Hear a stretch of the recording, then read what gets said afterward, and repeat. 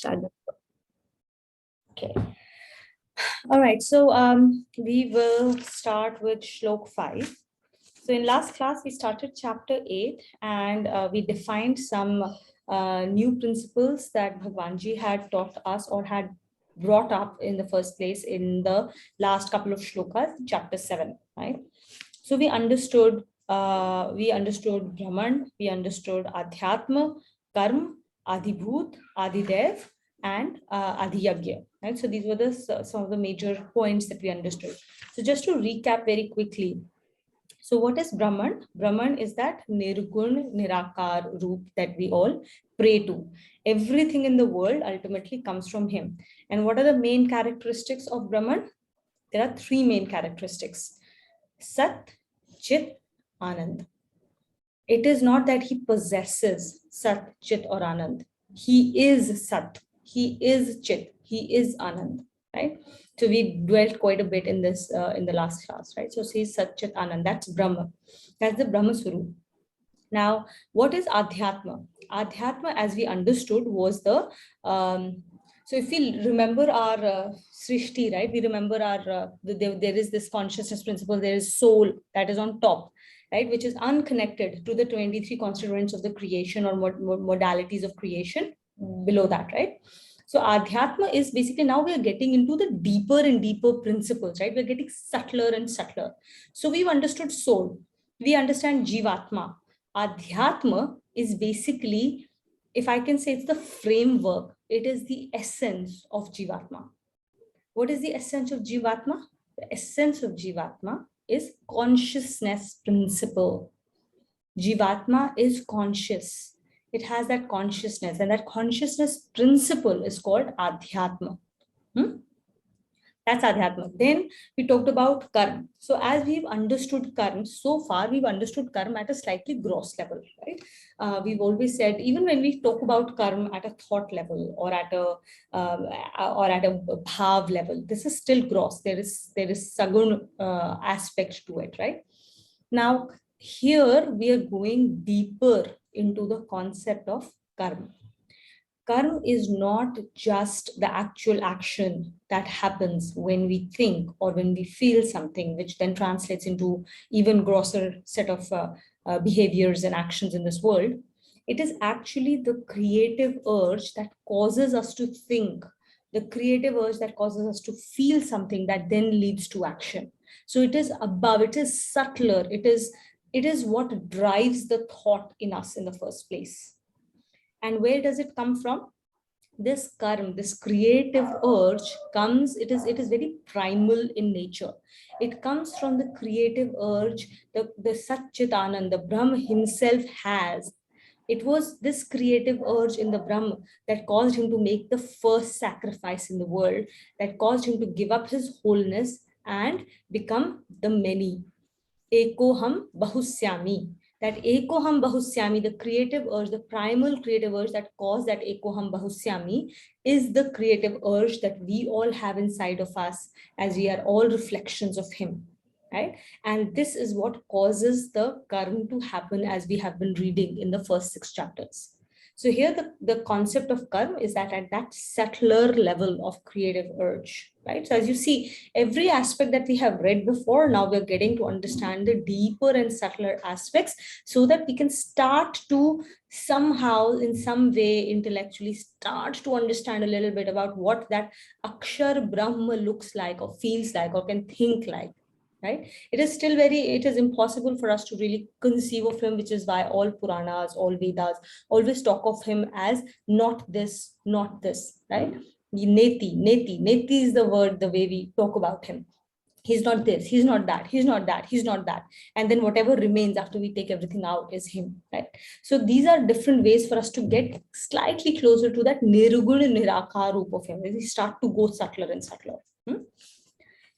Then we talked about the Adhibhut. Now, Adhibhut is basically, so we see all of this world, right? This world is constantly changing. Everything in this world is constantly changing. There is constant transience, right?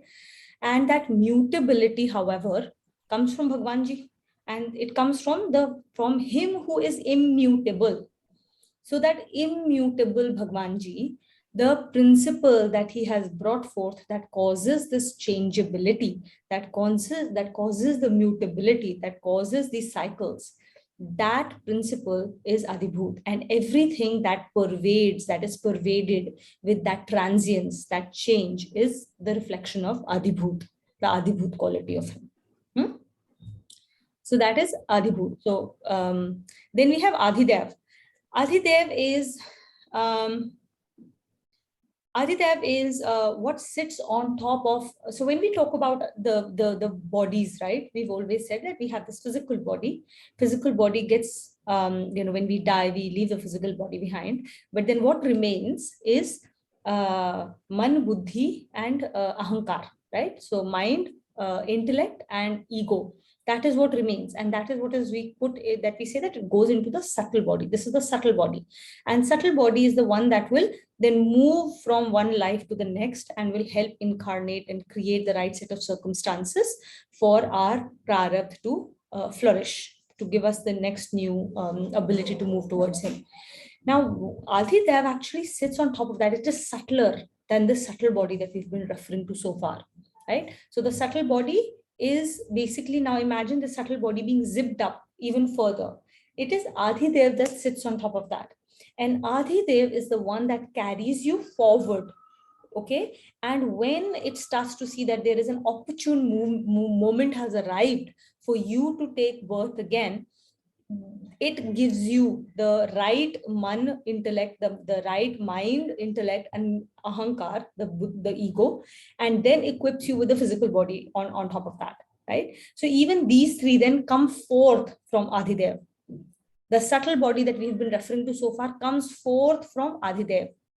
Now, Adhidev, as you can imagine now, has a lot of it's like, what we've been saying to a certain extent, like this is the one that witnesses everything, right? It witnesses, it is the witness that is inside of us at the subtle body level. Whatever we do right now, the moment you think of that, you think of divinity, right? Because divinity, the soul, is the perceiver. He's the witness without being touched. But Adhidev is not the same as Adhyatma.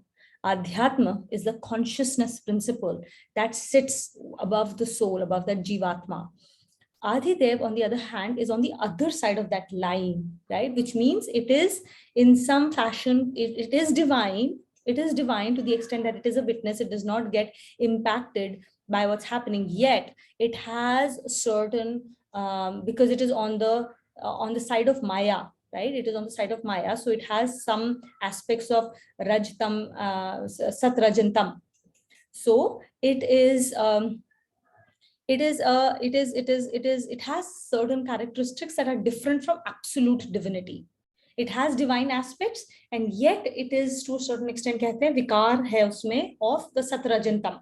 So it is not absolute divinity, but it does retain a lot of aspects of divinity. Similar to how we think about Sat, right? Out of the Sat Rajantam, Sat is the closest to divinity, but yet it is not an absolute reflection. Even Sat binds.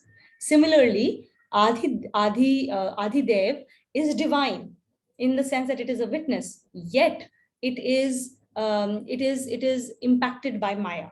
Okay, it is still it is influenced by a Satrajantam. Jabki the absolute divinity is not impacted by Satrajantam at all in any way. So that's the difference, right? So Adhidev sits under that, right, above our subtle body. Adi Yagya. Now, so okay, so to think about Adi Yagya, you have to think about Yagya. So Bhagwanji has created this whole world. It has created the Maya. He has created the Maya, and then he has given us, he has equipped us with the equipments, with the right processes, with all of the equipments that we need to travel back to him, to learn, right? He hasn't just left us out there on our own. He has put us in this Maya, and then he has given us all the equipments we need to travel our way home. He's given us the maps, in the form of the scriptures. He has given us all like our how to control, how to do, like all of those things he's given us, right? So one of the biggest equipments in our hand is the concept of yagya. If we live our life as a yagya, it is going to get us back to him. If we look at every aspect in our body, every interaction in this world as a yagya, What is yajna? Yajna is a sacrifice. Yajna is a concept where we are constantly in equanimity and we are doing things without being attached to the outcomes. So when we are eating food, it is a yajna wherein we are putting the oblation of food in the fire or the jatragni, right? The digestive fire. Similarly, whenever we are doing something in this world, if every action, every thought, every feeling that we have is constantly being done with the yajna bhav, and we are constantly doing, like our life becomes a big yajna in itself, right?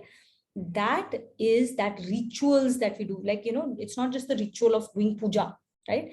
It is our life becoming a ritual. That life, that kind of ritual is going to lead us back to him. Okay, so that is why yajnas are so important. They have a very important part. They have very important place in Hinduism. Except that when we get down to just like, gross form of like the basest form of yajna, then we only think of like sitting around a fire kund or doing puja. That for us is yajna, right? That's the basest form which has no impact on us. So as long as we use this to connect ourselves to the Lord, and it starts to create a space in our lives, so that our every activity that we do becomes that yajna, then we are on the right path. So this, now where does Adhi Yajna sit in this? Adhi Yajna is the ritualistic entity, which means it is the spirit of yajna. It is the spirit of yajna then that can manifest itself in the gross forms through all these different actions becoming yajna. So the the um, the framework of or the what can I say, the spirit of yajna, or the energy to do yajna, or the what is that word? The inspiration to do yajna in every aspect of our life, it comes from Adi Yajna. And that Adi Yajna is also a part of us, right? And Bhagwanji says, I am Adi Yajna. Out of all of these things that we've read, I am Adi Yajna. I am the one who's directing you, guiding you every step of the way to get you back to me only. Does that make sense? Okay. So this is what we had covered in our last class up to chapter up to shloka 4. Okay, it's a bit of so let's move to shlok 5 now. Vijay, do you want to start? You'll read for us. Connection. Lord now answers the last question, how he is cognized at the time of death by person with disciplined minds. Antakale cha mameva Antakale cha mameva smaranamukva kalevaram smaranamukva kalevaram yah prayati samadbhavam yap prayati samadbhavam yati nastyatra samshayah. yati nastrayata samshayah. Antakale is at the end of his time, at the time of death. Mameva, mujhko hi, think of me, right? Smaran uktva, smaran means yad karta hua, by remembering. Uktva, leaves. Kalevaram, sharir ko, the body, leaves the body. Yah, that person. Prayati, attains, jata hai, attains. Mad bhavam, mere bhav ko, my being. Yati is again attains. Nasyatra samshayah, there is no doubt about this. Sanshayah is the doubt. Nasyatra, there is no doubt about this when you pull them together as a word. And whosoever departs leaving the body while thinking of me alone attains my being. There is no doubt about this. Realization by remembering the Lord at the time of death. In this sloka, the Lord says, remembering him alone at the time of death leads to the attainment of the Lord. By the words remembering the Lord is meant all those ways which make the mind centered on the Lord. The chanting of Lord's name, contemplation of his attributes or his grace, all help in concentrating the mind on the Lord. But all these are to be practiced for a long time before the end comes. Growth in this direction is directed by directly reflected in the change in the mental attitudes. When the mind is concentrated on the Lord, it always gives rise to a peaceful attitude towards life. No person, event, or circumstance of the world is able to disturb the equanimity of the mind of such person. For this, purity of mind is necessary. Purity of the mind does not allow the feeling of attachment, aversion, hatred, and anger, etc., to rise in the heart. This is in turn facilitates the remembrance of Lord, which, which is ultimate objective of human life. In this shloka, the Lord says that one who dies, centering the mind on him at the time of death, realizes him. Is it possible for the mind to be concentrated on the Lord, irrespective of impressions stored in the mind from the previous lives, or thought waves filling in the mind in this life, which are far removed from the thoughts of the Lord? Here are examples of a camera would be apt. Whatever the expression on the face of the person sitting in front of camera, the image is formed on the plate would be of the expression which is caught when the shutter is removed. The expressions worn on the face earlier would not matter at all. Similarly, if the mind is concentrated on the Lord at the last moment, the impression held fast by the mind earlier would not matter. Great. It's a very, very big promise that Bhagwanji has made for us. He is saying, boss, whatever happens earlier, don't care, right? At the time of death, if you are thinking about me, you will attain me. Right? That's a huge promise, right? Huge promise. And you're like, oh wow, this is pretty cool, right? Like now I don't care what I want to do. I can go party, I can do whatever I want, I can be indulged in all kinds of sensual activities, it doesn't matter. As long as in that last moment I'm thinking of him, I'll attain him. And how does that happen, right? It is not the first time he's told us this. He's telling us this for the first time in as many clear terms right now. But before that, he has told us this in several different ways through the principles that he's been telling us about. The principle behind this is everything in this world originates from the thought. Everything starts from thought. Whatever you think, you will create. Whatever you think, you will attain. So the quality of your life depends on the quality of your thoughts. He's told that to us in various ways, several times by now. Now, taking that one step forward, he's saying, at the time of death, in that moment when the impressions on your subtle body are being closed up, whatever you're thinking of, now imagine your consciousness at that point of time is concentrated on that one thing.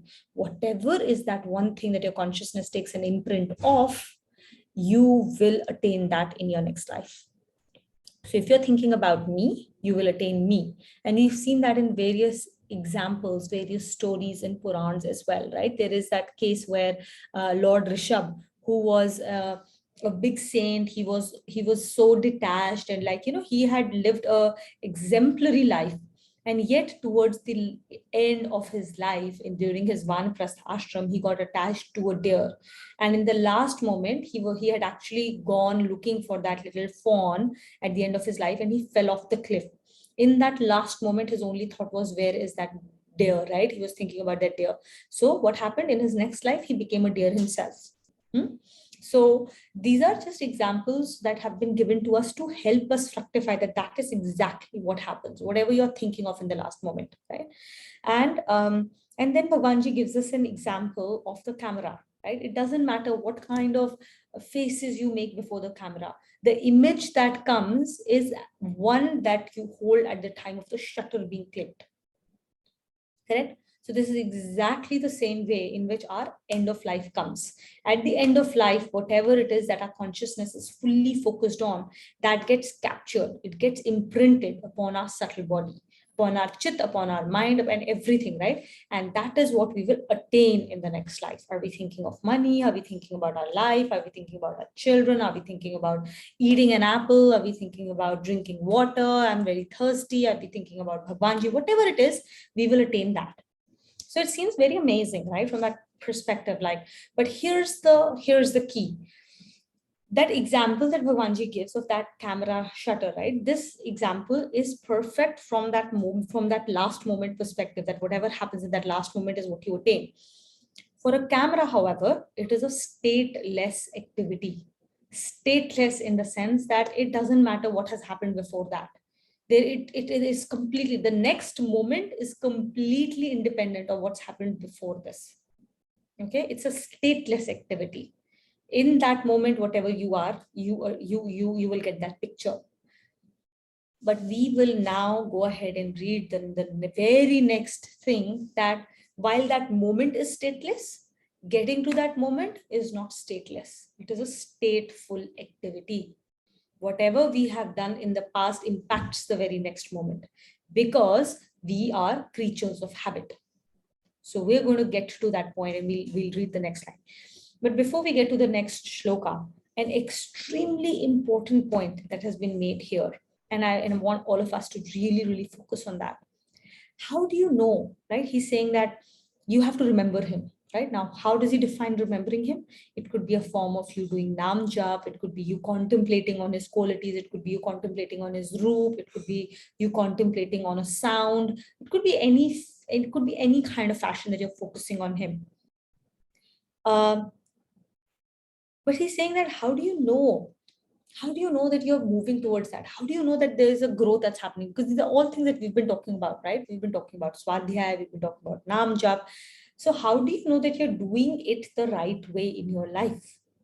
A person could be sitting and doing puja 3 times a day, is constantly doing nam jap. So at the face of it all, we are seeing that he's doing all the right things. But how do you know whether he's closer to God or not? The only way to know that is through your behavior pattern.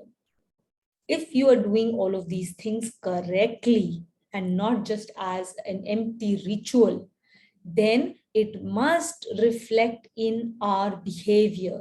It must alter our being. These are not things that we should just be doing. By doing, it should get internalized and it should change our very being. It should change how we behave with others.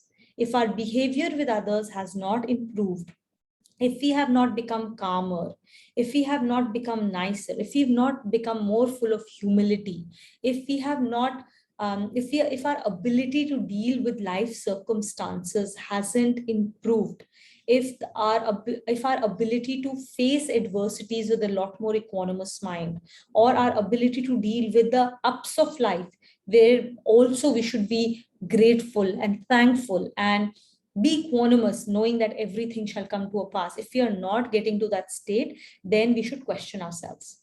Then all we are doing is a ritual, a completely empty ritual which will get us nowhere. कर लो जितना पूजा करना है कर लो, कितना class में आना है आ लो, you can read as many scriptures, books, you can, learn all the shlokas in the world. It will lead to nothing. Ultimately, your growth will be measured in how the nidhi dhyasan is happening. All of these things that we've been talking about are but the first step. That first step is not enough. Okay, that first step is definitely not enough. That first step is only going to take us forward. So our end goal should be very clear in our mind. End goal is that I have to move from doing to being. I don't have to be a person who is a friend of A, B, or C. I have to move towards being a friendly person. I'm not a person who stays calm in situation A, B, or C. I am a calm person. I'm not being equanimous in, I'm not this person who has exhibited equanimity in A, B, or C condition, and then in D, I can't maintain that. I am equanimous. Then it doesn't matter what comes in front of me, who comes in front of me, or what happens in my external environment. I'll still be friendly, I'll still be calm, I'll still be equanimous, I'll still be grateful, I'll still be happy. That's the state we have to move towards. And the only way it will happen is that we continue to do certain actions. We do our swadhyay, we do our nam jap, we do our satsang, right? And we do constant contemplation every single day. Read 2 shlokas. Why to read 2 shlokas? Not for the sake of reading 2 shlokas. You read 2 shlokas a day to use them as a reminder to observe yourself. Every single day, those 2 shlokas, the principles that have been expounded in those 2 shlokas, how am I living or not living against them? Being present to yourself, to your behaviors, to the feelings that arise in us. Extremely important. These actions that we talk of are but a daily reminder to ourselves, so that that contemplation happens on a continuous basis, and we get to a space of nididhyasan.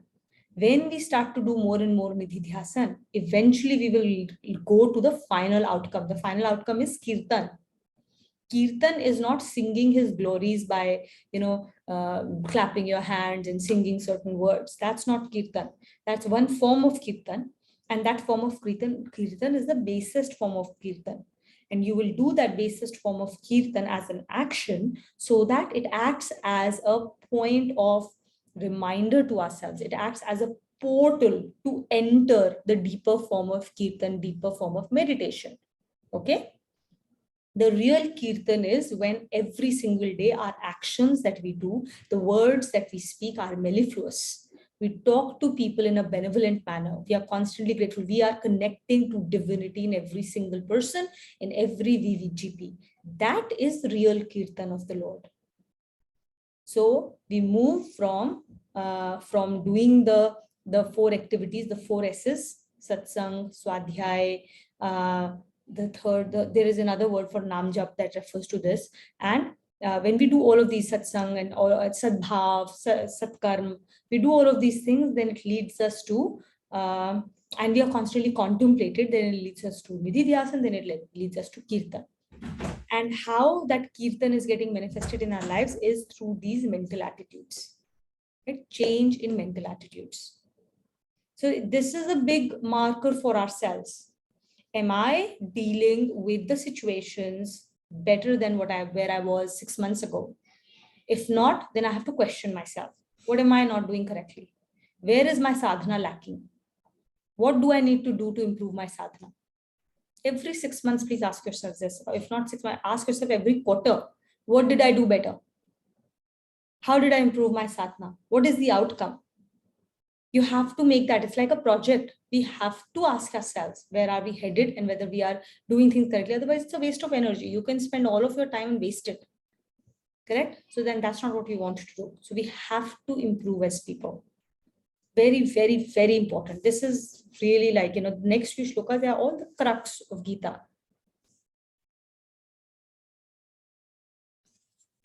Move to the next shloka.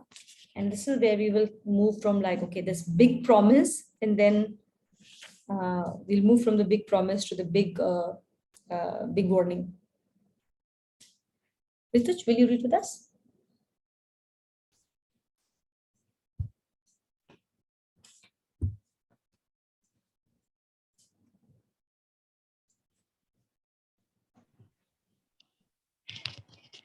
Here a doubt arises. If the entire life is spent collecting impressions of virtuous or vicious acts, and only at the time of death the mind is concentrated on the Lord, will it lead to self-realization? The Lord says, Yam yam vapi smaran bhavam. Yam yam vapi smaran bhavam. Tyajan tyajante tyajtyante kalevaram. Tyajtyante kalevaram. Tam tamevaiti kaunteya. Tam tame vaiti kaunteya. Sada tad bhav bhavitaha. Sadha tad bhava bhavitaha. Yeah. So yam, whoever, who, like that. Jojo, whoever. Smaran bhavam is basically remembers. Tyajta is tyag karta hai, gives up. Ante, at the end of life. Kalevram, the body. Tam, that person. Tame vaiti, attains that. Evaiti is attains, and tam is that. Konteya, reference to Arjun. Tad bhav bhavatah, tat bhav bhavatah, engrossed in the thoughts of that entity. Tat is that, bhav bhavatah, you are engrossed in the thoughts of that very entity. And what is Vapi? After Yam Yam, Vapi in the first line. Api. Vab Api is also. also. Okay. Yeah, also. So is basically whosoever. So it's like yam Whoso. yam api also. Okay. Okay. Thank you. O Conte, at the end of life, thinking of whichever entity one leaves the body, one attains that, having been always engrossed in the thoughts of that entity. Thoughts entertained throughout life rise at the end. The Lord is describing a psychological fact here. What thoughts rise in the mind at the end depends on what thoughts have been entertained throughout life. If no effort is made in life to remember the Lord, nor is any discipline followed, then it is well nigh impossible for the mind to entertain his thoughts at the end. Whatever objects have been contemplated in the course of this life get etched in the memory. This is why great caution is to be exercised throughout life to keep the mind free of the feelings of attachment, aversion, hatred, anger, violence, etc., and to keep the mind fully occupied with divine thoughts. If sincere efforts are made in this direction, it would be possible for the mind to retain the impression of divine thoughts at the end of life. Yeah. So now this is what we've been talking about before as well, right? This is like, for example, we've given this example several times, right? Now, when you squeeze an orange, you will only get orange juice from it. You can't get apple juice from it, right? Whatever is inside will come out when there is stress that gets applied to us. Whenever we are under stress, what is inside will come out. You cannot pretend at that time. Okay.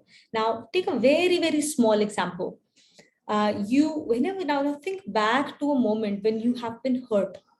Okay, you are experiencing pain, whether that pain is because of a wound. Imagine you fell down, you broke a leg, you had a big wound, blood is oozing out. It causes a lot of pain and anguish. In that moment, your consciousness is immediately focused on that one thing, right? That part of your body which is under pain. Your entire consciousness is going to that point and is trying to control that pain, is trying to get over that pain. Okay, this is in the case of when you are under that small amount of stress. The pain you experience at the time of death is like 1,000,000,000 folds of that pain that you've ever experienced in any kind of trauma in life. Okay, in that moment, your consciousness is fully going to be focused on trying to control that pain. That's how we are designed. And that is why what is only inside of you will come out. You will have no time to think. There is no thinking at that moment. There is only a habit. It is instinct. Your mind goes to wherever, whatever has been there in your instinct. If your instinct is that in these kind of moments you go to the Lord and you seek his refuge and you take and you are in that space of gratefulness that whatever is happening is his maya, right? And that is how you've been dealing with pain, or you've been dealing with issues, or you've been dealing with whatever, right? At that moment you will think of him.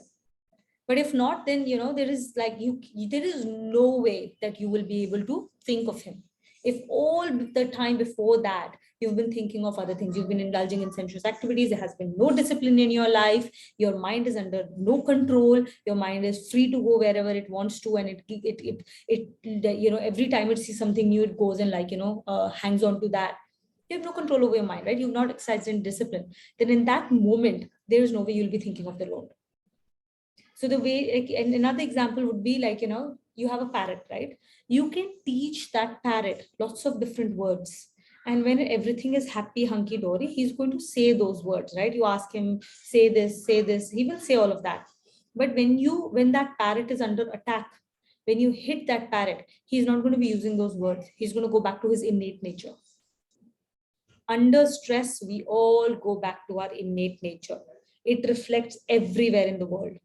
You look at the corporate world, the moment a recession hits, the moment there is a problem, all the side innovations that are happening on the margins, they get stopped out.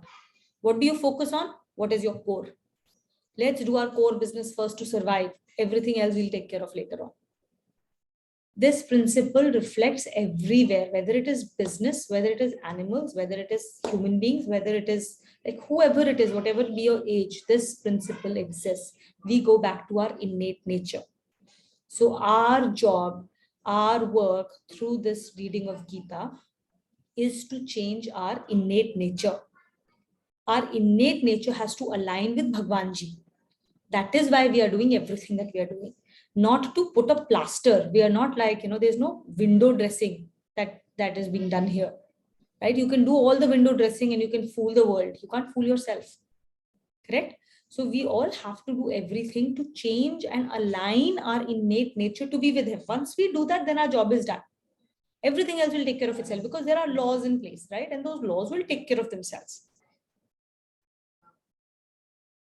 And how do we know whether what we are doing is aligning our innate nature with him or not?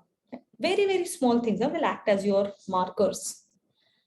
When things get tough in our life, right? Stress happens. Guests have come over.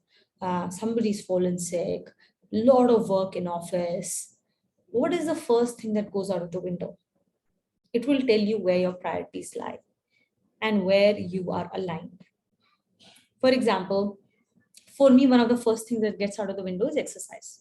First thing goes out of the window. Don't have time. I have other duties, whatever, right? So this shows my value system. Like exercise is for me an add-on. Whenever I can do it, I love it. It's very important for me. I experience all the benefits.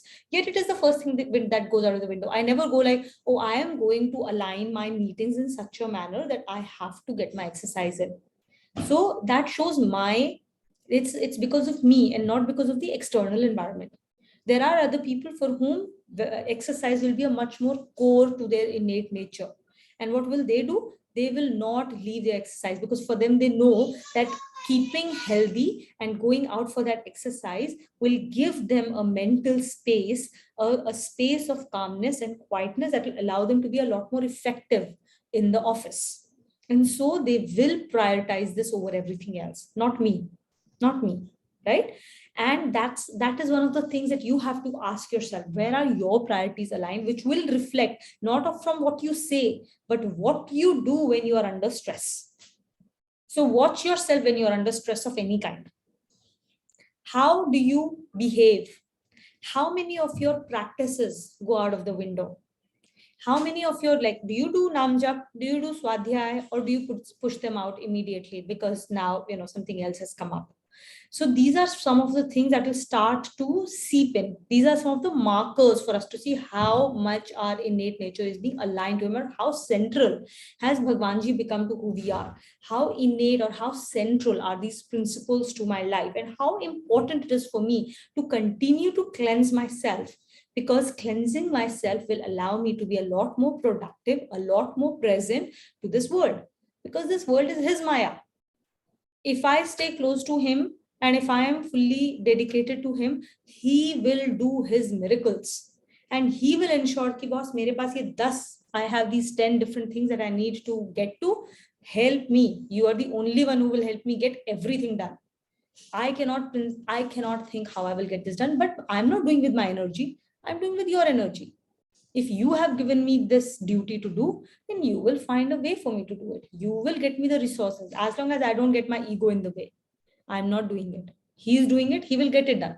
And he will get it done more beautifully than I could have ever imagined it to be getting done. Where is my innate thought, faith, and my innate nature? That is what will determine, and it will show up only in moments of stress. Every other time we can do our window dressing. Okay, so the moments of adversities, moments of tough times come for us to get a rain check on ourselves. They are Bhagwanji's blessings. They are Bhagwanji's blessings to show us how far we have come. And every time we see in a situation, oh, I have done something better than last time, that for us is something to kudo us for and be grateful to Bhagwanji's blessings that I have managed to get this far.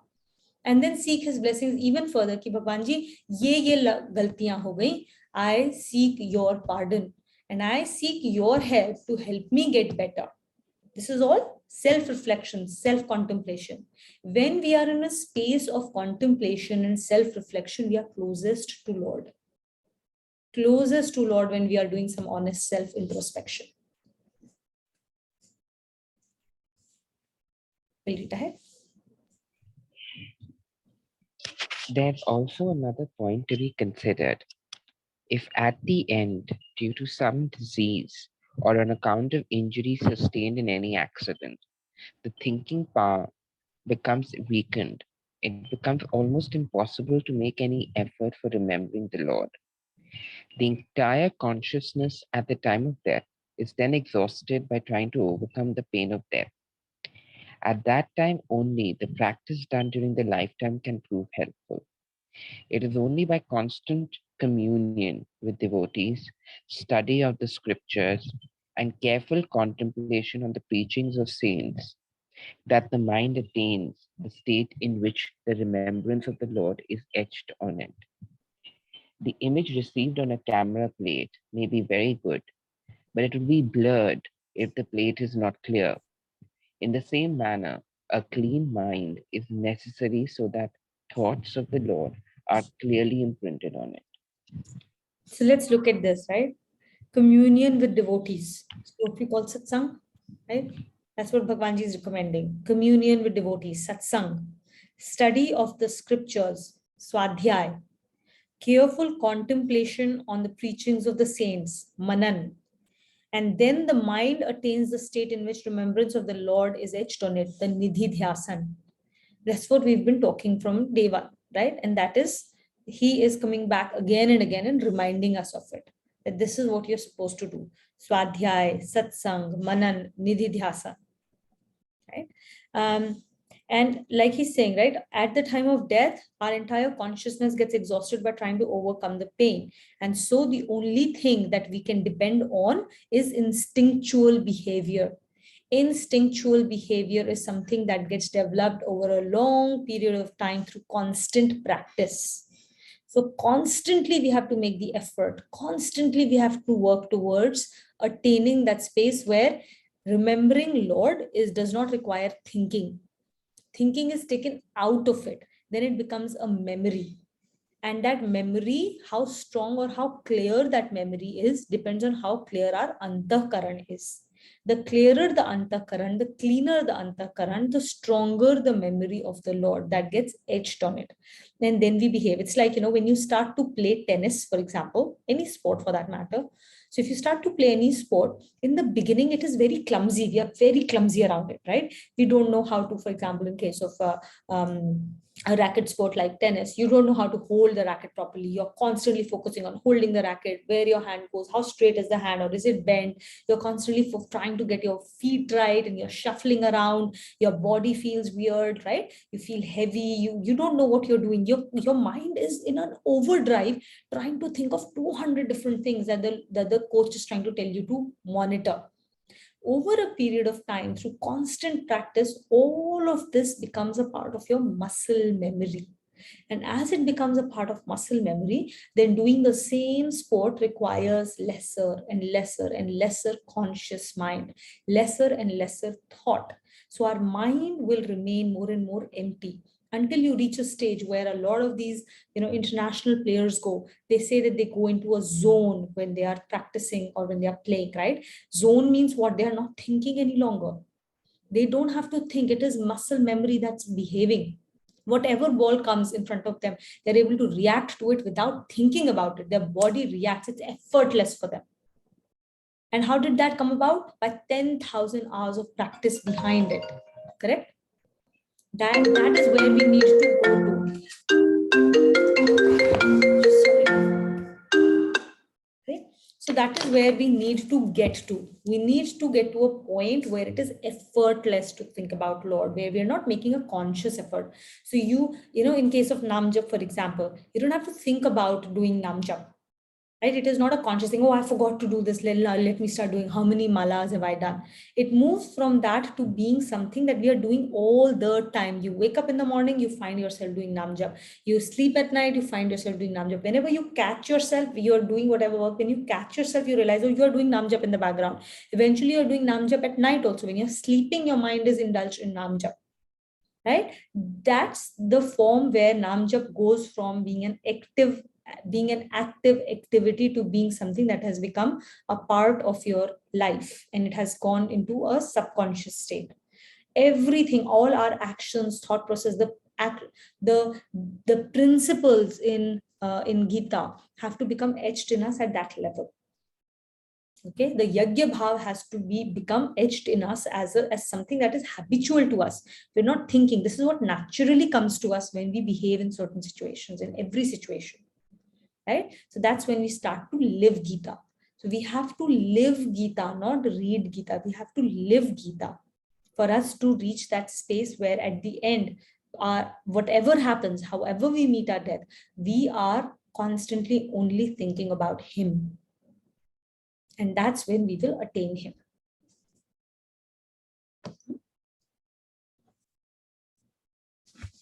Nana, will you read with us?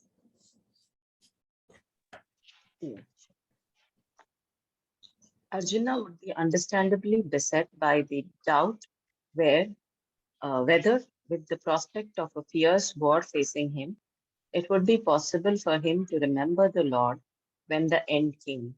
The Lord here directs. Tasmat sarveshu kaleshu Tasmat sarveshu kaleshu mamanusmar yudhya cha mamanusmara yudhyascha maya arpit mano buddhihi maya arpit mano buddhihi mame vaishyasya sanshayam Mamaivasya samshayam. Tasmat is therefore, sarveshu all, kaleshu times, mam anusmar think of me, remember me. Anusmar is remember me, mam. Yudhya, do the battle, and cha is and, do the battle. Maya arpit, offered to me. Arpit karna, offer it to me. Man and buddhi, mind and intellect. Mam again is me. Aveshyasya is attain. Samshayam, doubtless, without a doubt.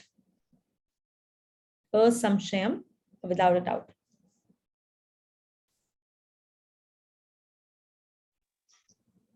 Therefore, at all times, remember me and also do battle with your mind and intellect absorbed in me. You will doubtless attain me. So this is the crux of Gita.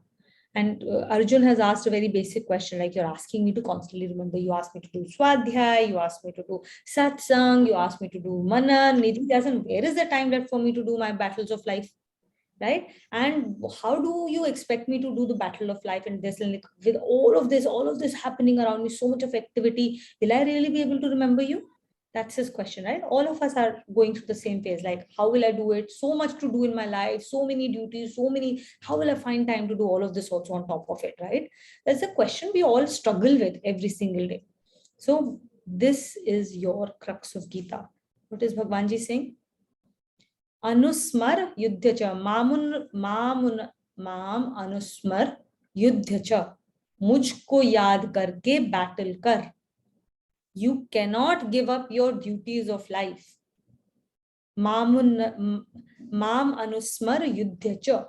If there's one thing you have to remember about Gita, this is that line, that one half of a shloka that you should remember, 1/4 of a shloka you should remember. Mam anusmar yuddha cha.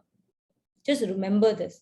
This is how we intend, we have to live life. And if we live life like this, then God is saying that you will attain me no matter what.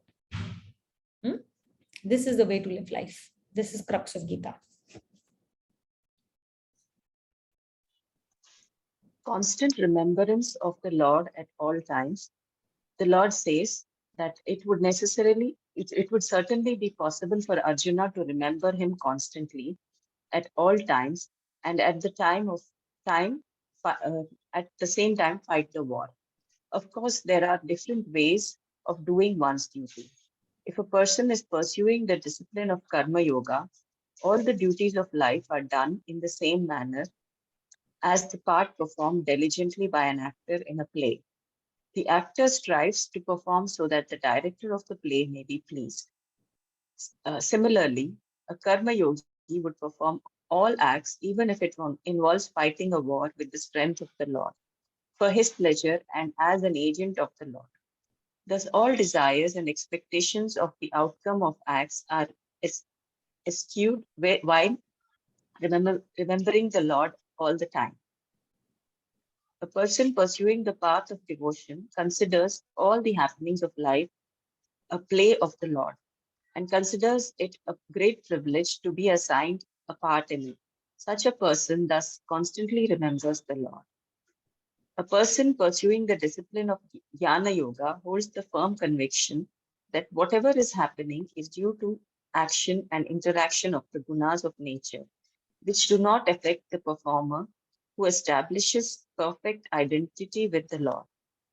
Thus, even though all the above disciplines are different, in each of them, the mind and the intellect of the aspirant are fully dedicated to the Lord. No circumstance of the world creates any disturbance in them, and the aspirant attains reality. So the first, the second, and the third paragraphs here refer to the Karma Yoga, the Bhakti Yoga, and the Gyan Yoga. Right? The first one he's saying, now he's saying basically it doesn't matter how you are going to do the activities of your life, or with which bhav you're going to do it, or how, or what path you're pursuing. There are two things that are completely, they're completely the same in both of them. One, your mind and your intellect are absorbed in Bhagwanji. And the second thing is you're not letting go of action. You're not giving up action because you cannot let go of action.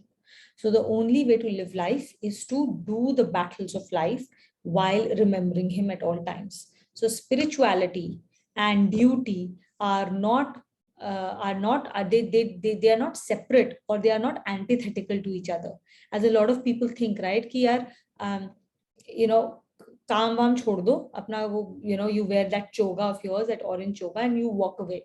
That is not real spirituality. Bhagwanji says that is spirituality and duties go hand in hand. You have to do all the duties that have been prescribed to you, that come to you naturally as a part of you living your life. Whatever you're supposed to do will come in front of you. You do not have to go seeking duties in the world. So you don't have to look at somebody else's stuff. Oh, look what he is doing. Doesn't matter what he's doing. That is his life and his battle and his path. Your path has already been set. It is in front of you. If it is your family, it is your office, it is your colleagues, it is your friends, it is the environment, it is the community around you that will present your life, the best possible path for you to follow for your own uddhar. Okay. So you have to bring Bhagwanji into your daily life and not have Bhagwanji separate and life is separate. और अलग जाके हम अपना मंदिर में पूजा कर रहे हैं and then we are living the rest of the life.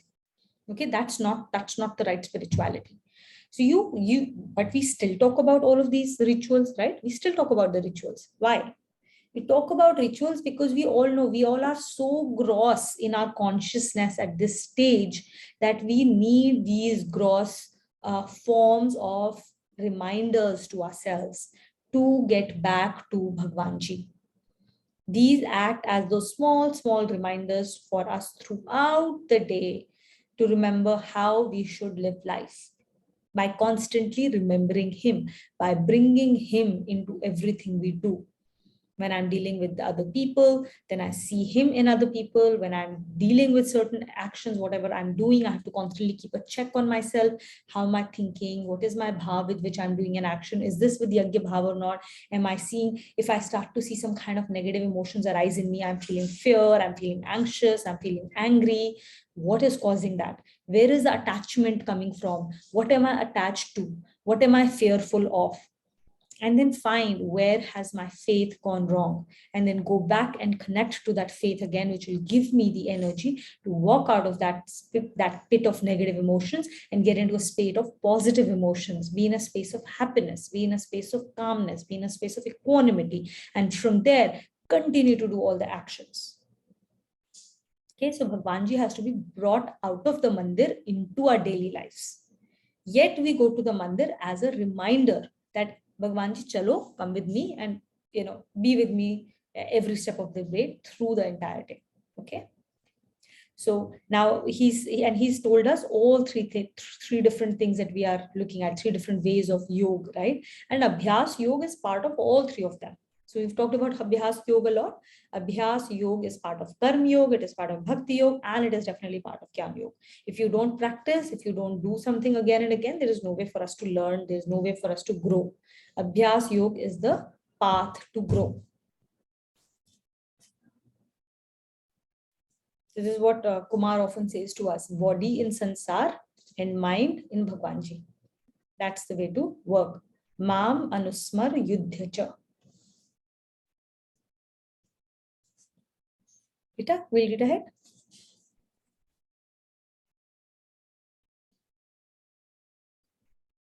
Yes. In the fourth shloka, the Lord had said that he is himself situated in the body as a ritualistic entity or adhiyagnya.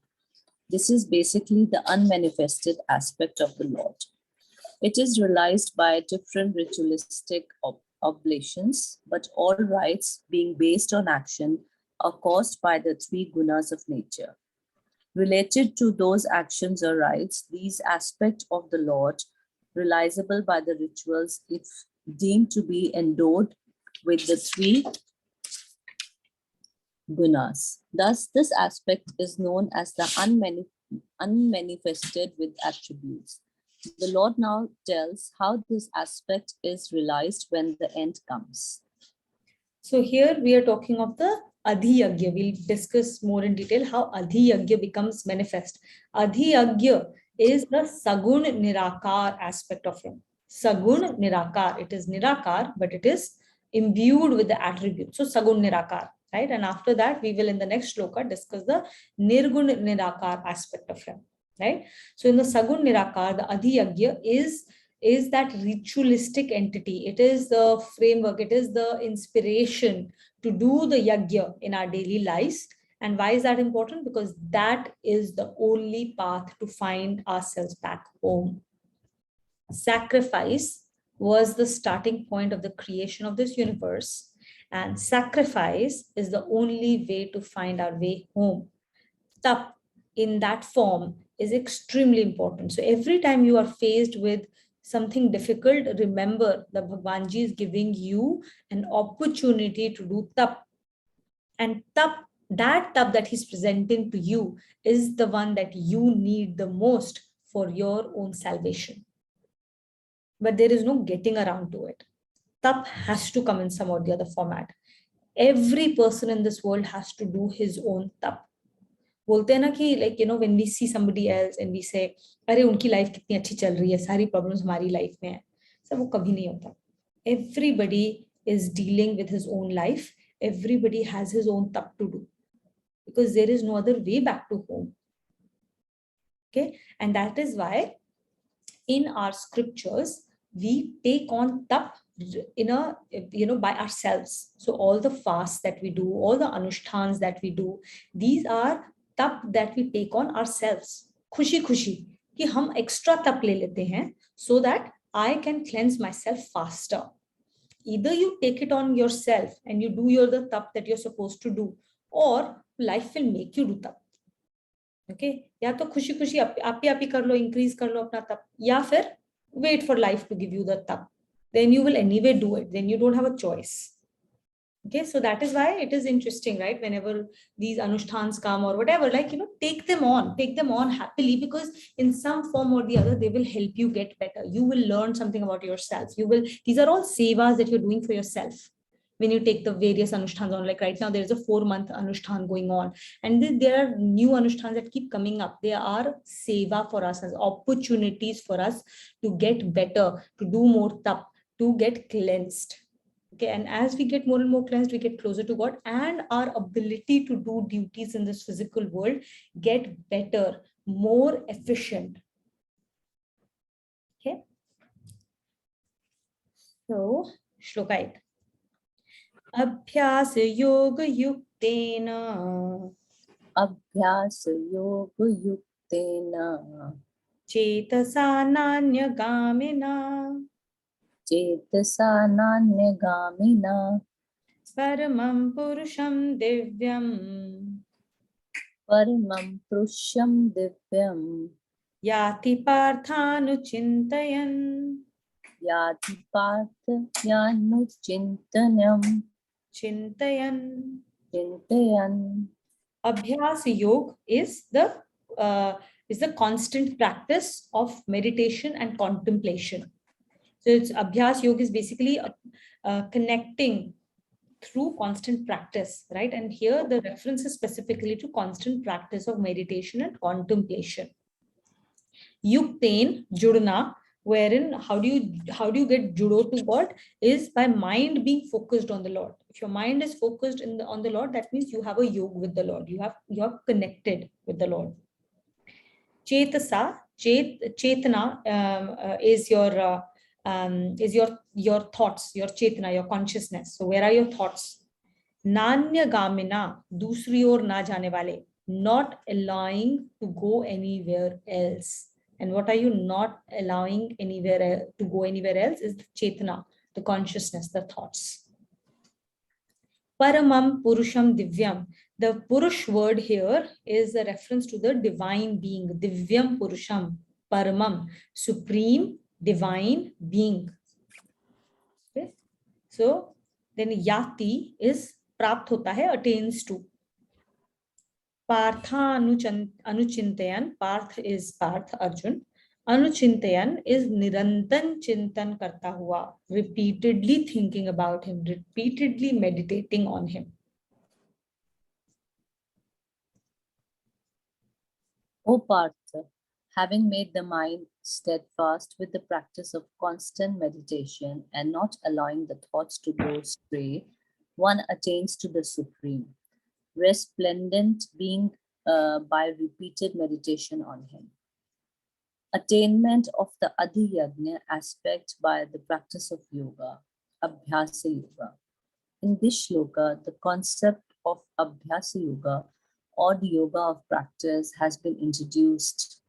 By practice, it is meant repeated exercise of the mind, whereby it is indelibly imprinted with a certain thought. It becomes the yoga of practice when the thought imprinted on the mind is that of the Supreme Being alone. The person would be spoken of as being the mind, made steadfast with the practice of constant meditation when the current of thoughts start flowing only in the direction of the Lord. In that condition, all thoughts helpful to the contemplation of the Lord are welcomed in the mind, but contrary thoughts are ruthlessly kept out. Yeah. So here what is being described is a day-long, open eyes, active meditation. That is what we call kirtan, right? This is also called kirtan of the Lord. So meditation, constant practice of meditation and contemplation, but it is not something that we are doing sitting in one corner, quietly being away from the world for 15 minutes a day. What is being referred to here is being constantly in meditative state while doing our duties. A day-long meditation, an active meditation, an open eye meditation. This is our goal. You will get to it if 15 minutes of meditation a day helps you in getting there, it will. Please do that. That's why we had an entire chapter, last chapter of Karma Yoga was dedicated to meditation, the practice of meditation, with the end goal being this, right? Everything that you do end of the day leads to this, leads to the kirtan, leads to an entire, every single moment we are contemplating on him while doing our yudh, while doing the battles of life, right? So that is what is being referred to here. This is whenever somebody says meditation, remember this is the end goal of meditation. That you are meditative as a person. Meditation has gone from doing to being. Entire journey is from doing to being. We are starting from doing. Do puja, do swadhyay, do nam jap, or do meditation from being. So if things have to change inside of us, we have to change as people. Everywhere, that's the same message coming out again and again in different ways. Constancy in practice. The second point stressed in this shloka is that this practice is to be maintained constantly without a break. Nothing is gained if the whole day is spent in conducting the affairs of life with a mind full of passion and envy, and at the end of the day, a few minutes are spent on meditation. Or if a whole year is spent in leading a life leading of desires, anger, greed, and passion, and then a few days are spent in a holy place chanting bhajanas or doing kirtan and satsanga, while thoughts of worldly affairs keep on plaguing the mind. It may be a shade better than not doing anything at all, but obviously one reaches nowhere with such a casual approach. To achieve any spiritual growth, the mind has to be kept fully engrossed with divine thoughts. Continuous contemplation of the Lord fills the mind with the illumination of the Lord's grace. And this is what has been called attaining to the supreme resplendent being. Yeah. I think this is something that we've talked quite a bit about, right? I think what is very important is that we don't. I think now we're in chapter 8, right? We have to grow from where we were in chapter 1. We all started off a little bit of a casual approach, trying to figure out whether this makes sense for me or not, right? Chapter 8, we have progressed significantly forward. Now our approach has to become stronger. We have to get a little bit more stricter with ourselves. We have to get a little bit more disciplined with our approach to this. Casual approach will get us nowhere. Let's be clear of it. It's a time waste for yourself, right? It's not going to get you anywhere.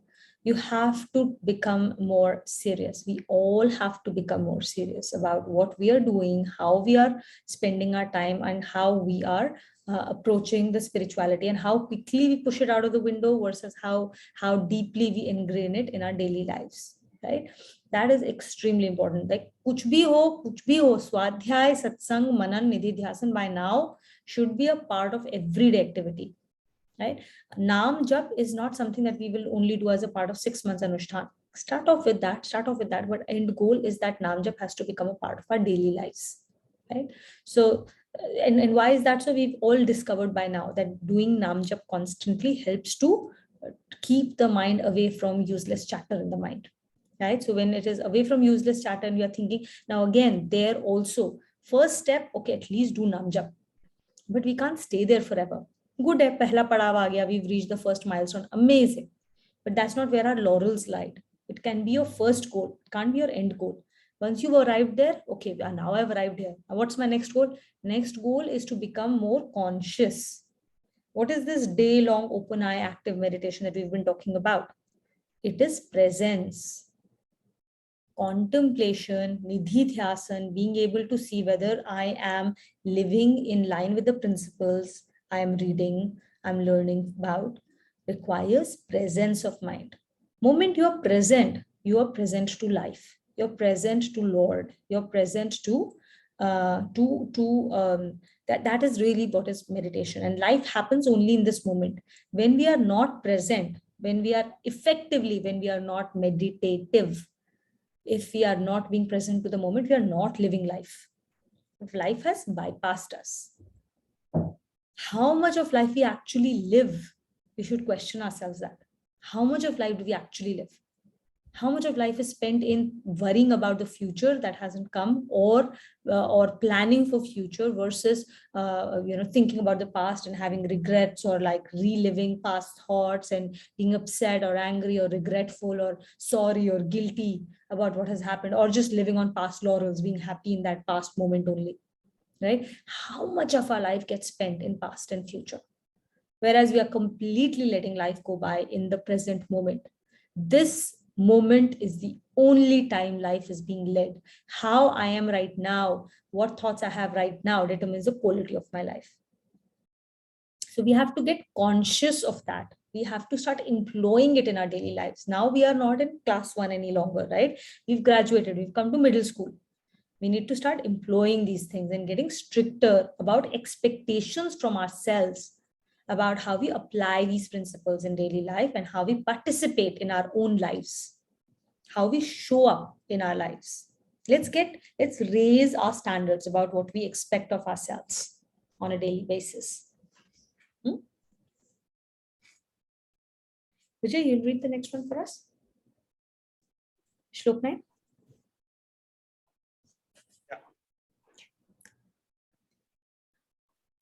Kavim Puranam Anushasitaram Kavim Puranam Anushasitaram Anoraniyasam Anusmaredyah.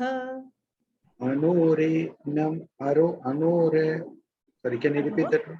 Yeah, Anor Anor Aniyasam Aniyasam Anusmaredyah. Anusmaredyah. Yeah, so we'll do that together. 3 different words.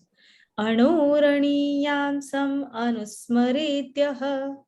Anuranayam Sam Anushmaredyah. Sarvasya Dhatarim Achintya Rupam. Sarvasya Dhataram Achintya Rupam. Very well done. Aditya Varnam Tamasah Parastat. Aditya Varnam Tamasa Prastat. Parastat. The next few shlokas are this different tune. They are longer in their meter. So different meter here. Okay. Kavim is Sarvagya, all-knowing. Puranam is beyond time. Anushasitaram is sabko niyam mein rakhta hai, one that disciplines everybody. Anor Aniyamsam is smallest or subtlest, subtler than the subtlest. Anusmaredyah, only entity worth remembering, only entity to be remembered. Sarvasya is all. Dhataram is the sustainer of everything. Achintyam is beyond mind and intellect, because you can't do chintan on. Achintyam is what you can't do chintan on, which you can't contemplate on. So it's beyond the mind and intellect. Aditya Varnam is effulgent as the sun. Tamasaha is the darkness of ignorance. Tamas is darkness, so darkness of ignorance. Parastat is beyond that, beyond the darkness of ignorance. One who meditates on the omniscient, the timeless, the controller of worlds, the subtler than the subtlest, the only entity to be remembered, the sustainer of all, inconceivable in form, effulgent like sun, and beyond all darkness of ignorance. The characteristics of the Lord as Adigyana, omniscient. The Lord is not subject to 3 divisions of time, past, present, and future. For example, the writer of a story recounts the incident in a story one after other. The reader becomes aware of those incidents in that order, but the writer has complete knowledge of the whole story. In the same manner, 3 divisions of the time remain in the view of the Lord simultaneously, and nothing is hidden from him. The above concept of time. The Lord is beyond fetters of time. All things and entities of the world owe their origin to him, but he himself is beyond origination. So I think these first two concepts around, sorry, Vijay, I'll just mute you. I think there's a little bit of feedback coming. So unmute yourself when you come back to it. Thank you. So he is beyond time, right? We have read about this before as well. So why is Lord beyond time and why are we all subject to time? Because the concept of time comes from the concept of cycles. Every concept of time we have is because of circular or repeated nature of things. If there is no repetition, we have no concept of time, right? So our concept of any kind of time, whether it is molecular time or whether it is, days, the days come is because of the repeated nature of sun coming around, right? Sun and moon, the circular nature of that, right? Or the concept of year or the concept of seasons. All of this happen because of the nature of circular, like the cycles that happen. Birth and death is another such cycle. Lord is beyond all these cycles. So when you reach beyond these cycles, you are the Lord. And so time does not bound him.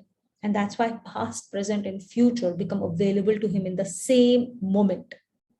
Because in this very moment, everything that has happened in the past has led to it. So it's stateful. So your present moment has already encompassed everything in the past. You're aware of everything in the past. And everything that is here is the seed of everything that will happen in the future. And so in this moment encapsulates past, present, and future in its entirety. It is because of our own limitations, inherent limitations of this body and mind and intellect, that we are unable to perceive it. Lord, who is beyond all of these limitations, is past the concept of time, is past the concept of cycles, and he's aware of past, present, and future all at the same time. Okay, we move ahead. Controller. All the powers existing in the universe are controlled by him. All beings are regulated by the powers, and so he controls all. Now, when we say that he is the controller of all, that doesn't mean that we should not be perceiving him as a policeman. That he's a policeman here, he's looking at everything, he's controlling everything, he's laid down these laws, and anybody who gets out of it, he's going to punish us. That's not the way to think about it. All of the laws that have been laid down by him is for our own benefit, so that we know what is coming. We have a sense of like, if I do this, then this happens, right? And all of these help us to guide us way home, back to him. So everything that is happening is for our own benefit. It is all happening for our own good, not as a concept of punishment. Everything is happening for our own good, for our own uddhar, for our own ultimate benefit. It is our ignorance that causes us to not be able to perceive things of how they are happening for our own uddhar. Okay, so it is not that he's acting as a policeman. Don't think of him as that person who's sitting there and passing judgment on our actions and oh, you are a bad boy, you are a good girl. That's not the way he's looking at it. Everything we do, all the laws that are laid down by him through which he governs the world, is for our own ultimate uddhar, and our whole ultimate uddhar is to go back to him, to find our way home. He's helping us every single step of the way to find our way home. Subtler than the subtlest. He pervades even the subtlest of entities. There is nothing subtler than him. And that's what we are trying to look for, right? We are going from the grossest forms to subtler and subtler and subtler. And through our entire journey of Gita, we will keep getting subtler. You've already seen, right? The start of the chapter itself. Every single concept we have read about before has become subtler, right? We've gone from Jivatma to Adhyatma. We've gone from the subtle body to Adhidev. We've gone from karma to the concept of understanding how this is actually the primal creative urge. We've gone from just doing yagya and the yagya bhav to adi yagya, right? Everything is getting subtler as a way to get us closer to him. But he is subtler than the subtlest. He is so subtle that nobody, even the ones who have understood him, are unable to explain us him, because the very nature of our language, the very nature of everything that we do is so limited that there is no way, like he is limitless. So there is nothing that you can do that will be able to capture him in its entirety. That is why we are constantly reading about him as Neti, Neti. He's not this, he's not this. He's subtler than the subtlest. What remembering? The Lord is the only entity to be remembered repeatedly. Sustainer. The existence of everyone is dependent on him. He therefore sustains all. He sustains all through his Maya. He is the only sustainer. All our actions are originated because of him. All our thoughts originate because of him. Everything that goes on or does not go on is because of him. And that's how pervasive he is. Even the most negative things in the world that we see are pervaded by him. We've talked about that in the last chapter, right? Chapter 7. So everything in this world is sustained because of him, or not sustained because of him. He is the source of create the power of creation in the form of Vishnu. He is the sustainer. He is the creator as a creative force through Brahma. He is the sustaining force through Vishnu. He is the destructive force through Mahesh. He is all of them, and he's the one who powers all of these deities to do what they are ordained to do. Inconceivable. The power of thinking and contemplating in the mind or intellect is derived from the Lord. He is beyond the reach of mind or intellect. Effulgent. Anyone who meditates on him becomes conscious of illumination flooding the mind. This is why he is said to be effulgent like orb of the sun. Beyond all darkness. Being effulgent, no darkness can approach him. So the darkness that is being referred to here is not lack of knowledge, but the wrong knowledge that we acquire. It is that avidya that is being referred to here. We all have the avidya of, the wrong knowledge of this is the right thing to do. This is the manyata of the world. This is how we get our work done, right? So we have to get past that avidya, the wrong knowledge. We have to shed it. And that is why it is so important for all of us to get attached to this as soon as possible. So we accumulate lesser and lesser baggage, the lesser and lesser wrong knowledge that we have to give up first before we can take on the right knowledge.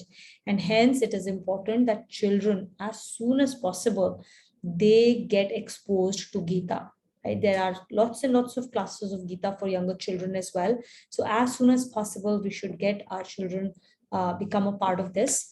So that and they typically learn so much faster because their ignorance, their darkness that engulfs their hearts is so much lesser. It's very easy for them to grasp, and a lot of parents with their children who also attend the classes tell them how clear they are about the concepts and their applications in daily lives.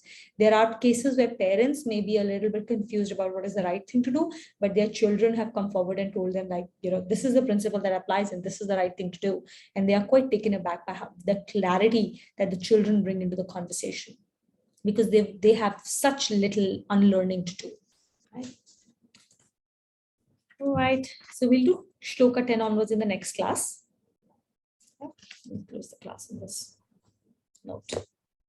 Kavita has very kindly taken on the seva of being the volunteer who will bring, like, who will manage the roster for the shlokas every day. So she will start from next week onwards because she could attend this class. So I guess she will probably she'll reach out to you, or she'll create a WhatsApp group, whatever she thinks is the appropriate mechanism for her to manage the roster, and she will share it in the class as well. So if you want to take on the seva of doing the invocation shlokas in the next class, please reach out to Kavita and let her know that. Okay. Thank you. So who would like to volunteer to the seva for closing shlokas?